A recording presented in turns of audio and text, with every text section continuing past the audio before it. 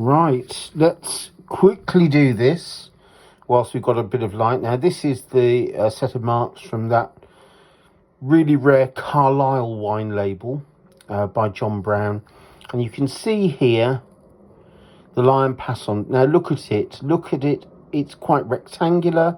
It's got a flat base.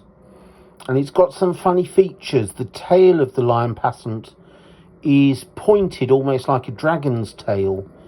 The paws are very rudimentary at the front, the legs, and it's got that crooked leg at the back. So that's what told me, in that instance, that was Newcastle. Now let's look at the Liverpool label. And again, this is more confusing because it has a date letter. And you would think, well, it's got a date letter, it's probably London. And you can see how slight the maker's mark is there. So that's not going to ring any alarm bells. But look at that. I mean, you can see how crude that Lion Passant is. It's a huge blob head and thin spindly arms, legs. They don't have arms, do they? Immediately you can tell that that is a Provincial punch.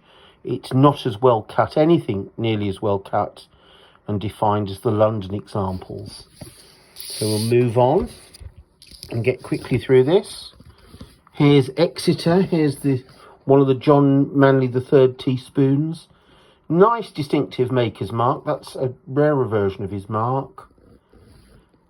Now look at that Lion Passant. Look how thin and narrow and letterbox it is. This was used from 1787 to 1797 alongside this particular duty mark before it had cusps to it.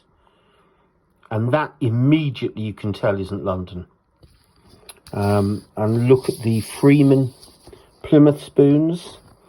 That one actually has quite a poor impression of Freeman's mark. The others have very good ones, but it's an example of what you might find if you were looking.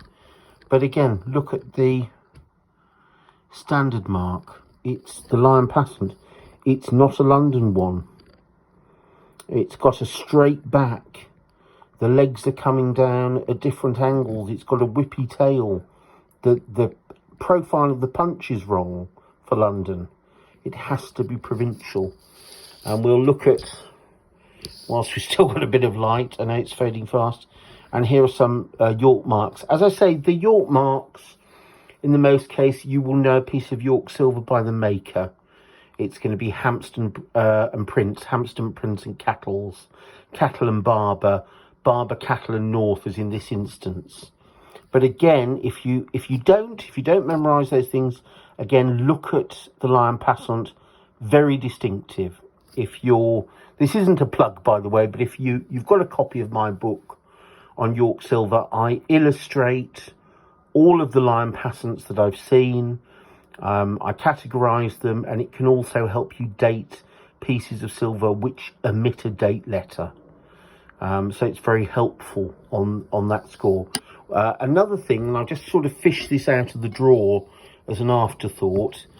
This is, to all intents and purposes, a London 1820s fish slice. And you might think, well, why are you showing us that, Michael? That is not the correct Lion Passant for London. It's a very good attempt. These are how good Counterfeit hallmarks are. This is actually and it's quite deliberately obliterated his maker's mark. You can only see the D, actually. This is a rare piece of Henry Day's Counterfeit silver. It's actually the handle of a fish slice that he made in around 1820. And these are his own Counterfeit punches. Extremely rare. As I said to you, Goldsmith Hall would deem these illegal and overstrike them or destroy them. I personal opinion, I think that's quite wrong. These are historic objects now.